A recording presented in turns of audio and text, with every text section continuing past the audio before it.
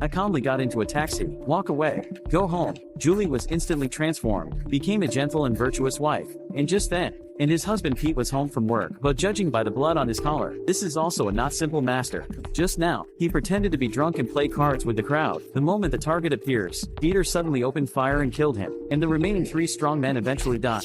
It turns out that his husband is also a professional killer. The two have been married for 7 years, but neither knows the other's professional identity. Ostensibly a very loving couple, actually, they belong to 2 different secrets killer group. Married for several years, the assassination attempts of the 2 never stopped. That night, the 2 received assassination missions at the same time. They all made excuses to perfunctory each other. Wait until the next morning. So Pete goes down to the basement, select a variety of weapons and equipment. Pete here. Julie opened her eyes as soon as she walked on her front feet and pretended to be asleep. He came to the microwave and entered a password, followed by a thicket of knives and firearms. Instant sight. Soon Julie came to her own company. Got the mission data. The goal is to assassinate a young man named Tank, and unfortunately, Dieter's target this time is also a tank.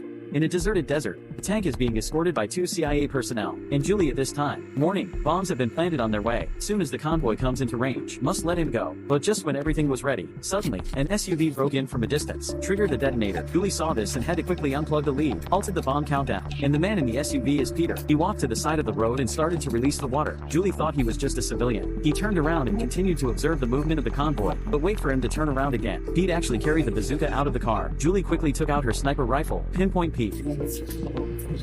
Fortunately, Pete got away with wearing body armor. Angry, he grabbed the bazooka and aimed it at the cabin. Generously sent address to his wife.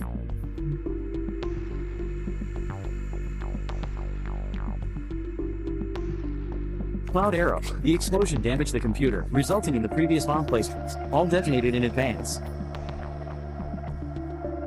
The alerted convoy also stopped moving immediately followed. The assassination mission of the 2 also ultimately failed. After returning to the company, Julie was yelled at by her boss, and asked him to kill the opponent within 48 hours. By repeatedly watching the surveillance footage of the day, Julie suddenly realized the man in the video turned out to be her husband. At the same time, Pete is also found clues in the computer wreckage left by the other party. Address shown at the endpoint. It's his wife's company. After returning home at night, it was as if nothing had happened. Secretly testing each other, Pete hides a pocket knife for self-defense, but the wife uses the time of serving the dishes. Took a longer knife. The atmosphere at the table became very subtle. Peter put a piece of beef in his mouth, but the wife only eats vegetables. This raises concerns about toxic meats. Small is not beautiful, so I spit it out by wiping my mouth. He got up and poured his wife a glass of red wine, then deliberately throw away the wine bottle to test the other party. As a result, Julie's instinctive reaction directly exposed himself.